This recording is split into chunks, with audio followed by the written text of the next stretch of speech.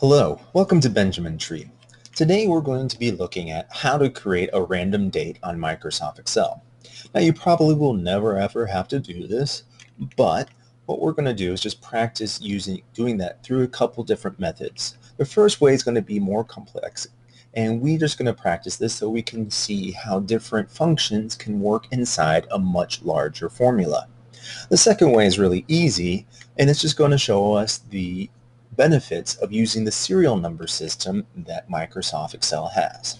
So let's start off with our first random date generator, and this is going to be a complex one.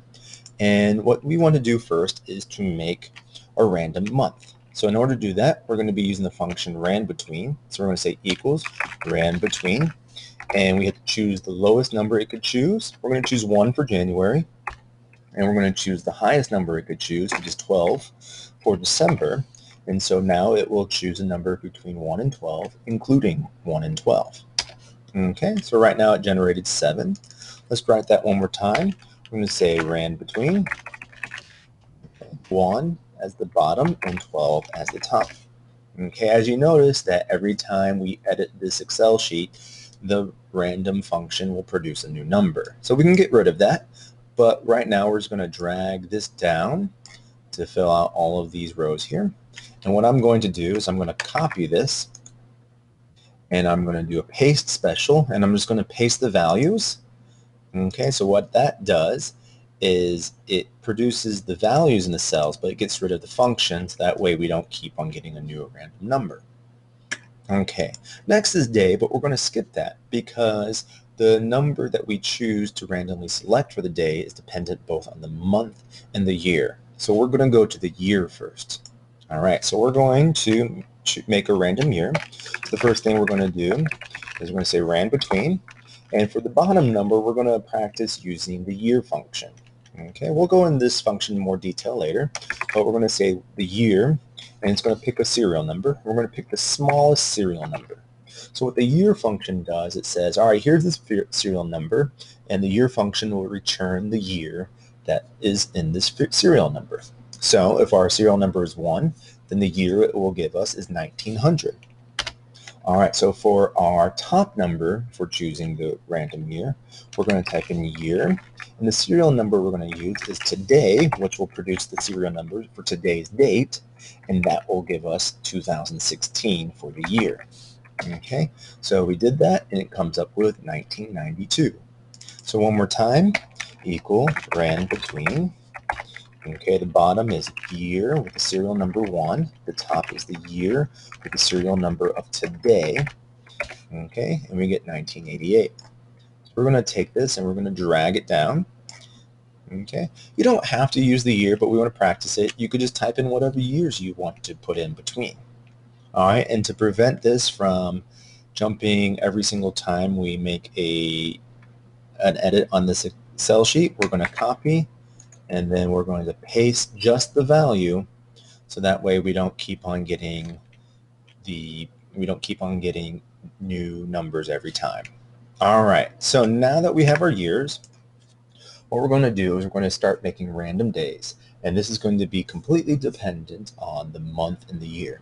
So the first one that we want to start off with is we want to find February's on a leap year, because for those we're going to need 29 days. So let's go ahead and start writing this formula. So we're going to say if, okay, for our first logic test, we're going to use and, because we want two things to be true. We want the month to be February, and we want the year to be a leap year.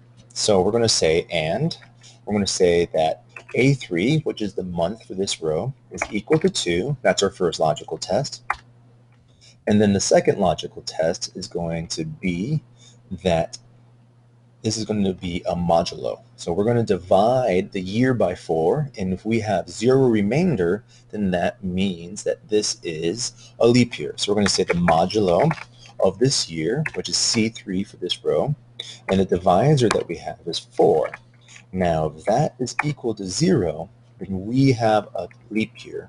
And if A3 is equal to 2, then we have a February. If both of these things are true, we want to put 29 just for now. We're going to edit this a little bit later, but we just want to understand how this is working as we build it, and we can go back and edit it later.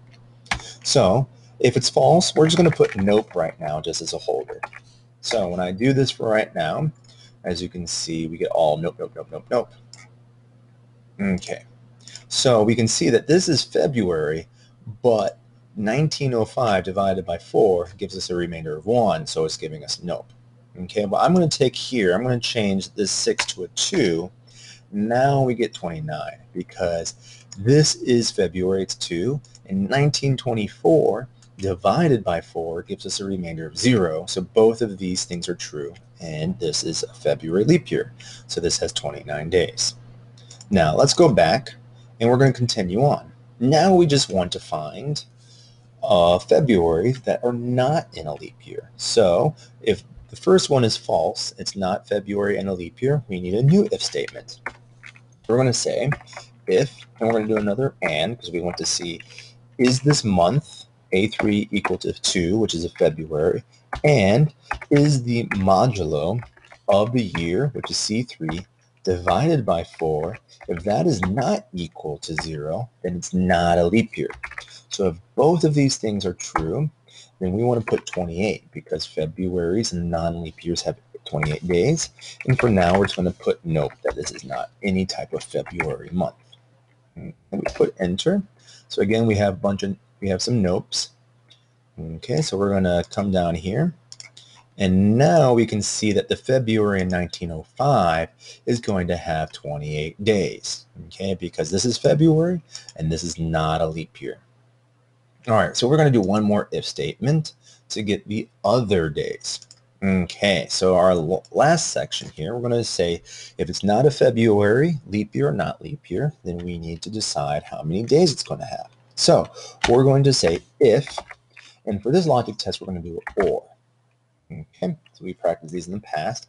So if one of these things are true, and we're going to say if the month is equal to, and we're going to put these curvy brackets to make a list of things that it could be equal to. So if A3 is equal to January 1, or it's equal to 3, or it's equal to 5, or it's equal to 7, or it's equal to 8, or it's equal to 10, or it's equal to 12. If one of these things are true for the or, okay?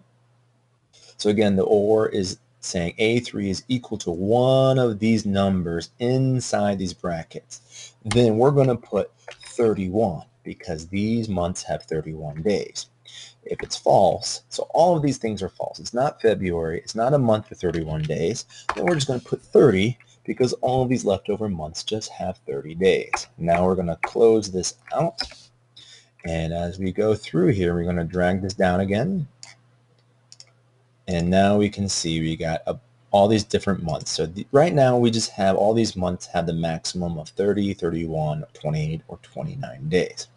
Now the last thing we're going to do for all of these true statements, we're going to replace this number, the maximum number, with a rand between 1 to 29, 1 to 28, 1 to 31, or 1 to 30 to make a random date that's within the correct number of days for that month and year.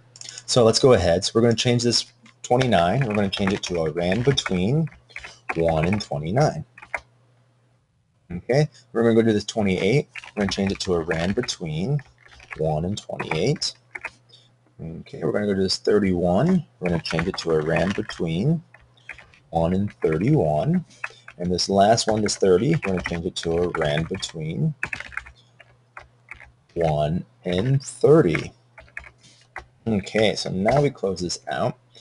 And we're going to drag all of these down. And we'll get rid of all the blank white spaces. Okay, so now all of these months will have a random date that's within the correct number of days for both the month and the year. Okay, then we can copy and paste and just paste the values here. Okay, so Right now all of these numbers are fixed. They're not going to change, but when I save this, I'll save an extra copy of this, and I'll put all of the random numbers, all the functions with the rand between in them. And when you come in, you can take a look at it and you can see how these functions were built. But every time you edit the page, it's going to start changing the numbers. All right, so the last thing we're going to do here is we're going to take all of these numbers here. We're going to just put them into one date. We're going to make a nice simple, 1/1/1900, or, underneath that, it's a serial number. So let's go ahead and do that. So we're going to use the function date. And the first thing we need the year, which is from our C column. Then we need the month, which is from our A column. Then we need the day, which is from our B column. Okay, now that produces a nice looking date, 4/25/1947. So one more time, that's date, the year from our C column, the month from our A column, and the day from our B column. Okay, so it takes all of these numbers and just combines them into a nice looking date in one cell. Drag it down, and we got all of our dates in here. That was a really complicated way, but we kind of got to see how different functions work within larger formulas. So it's a nice little mental exercise to better understand the functions. Now let's go ahead and look at the easy way to do that. Okay, so I'm going to create a start date here. I'm just going to put 1/1/1900, the very first date that we can that has a serial number. Okay, so I have the date in the E column here. Right here is the F column, and that's the serial number lying underneath it. Okay, so what we're going to do here, the end date, I'm just going to make it equal to today, which is June 23rd, 2016, and that serial number is 42,544. So even though we see these as nice, pretty dates in a very easy way to understand, there is a serial number underneath that.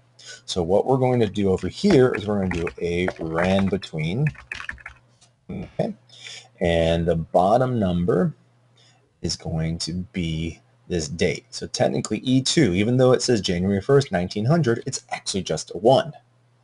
Okay, the top number we're going to put here is going to be E3, and that, even though it looks like June 23rd, 2016, it's actually the serial number 42,544. So it's going to choose a random number between that. Okay, but what happens is it's expressed in the serial number, and all we have to do is come over here and we can change in the number ribbon here, we can change it to short date, and now that serial number that we had is now displayed as November 19th, 1980. Okay, so one more time, we're going to do a rand between. Okay, and we're going to be doing our start date and then our end date here that we've created. All right, but right now they're still in the serial number. So I'm just going to go ahead and take all of these cells here and just change them over to the short date. Okay, so now we have these dates, and when I drag them down, instead of displaying the serial numbers, now we can see a small problem that I forgot to do. So what we need to do here is I need to add the number sign here before these numbers. Okay, so I'm going to put it here and here.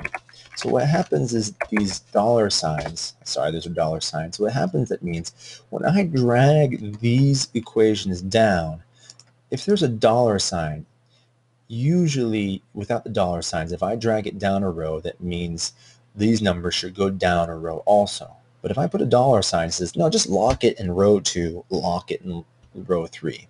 So this $2 means this is in the E row, but as we move down different rows, don't change it to the third row. Keep it locked at the second row.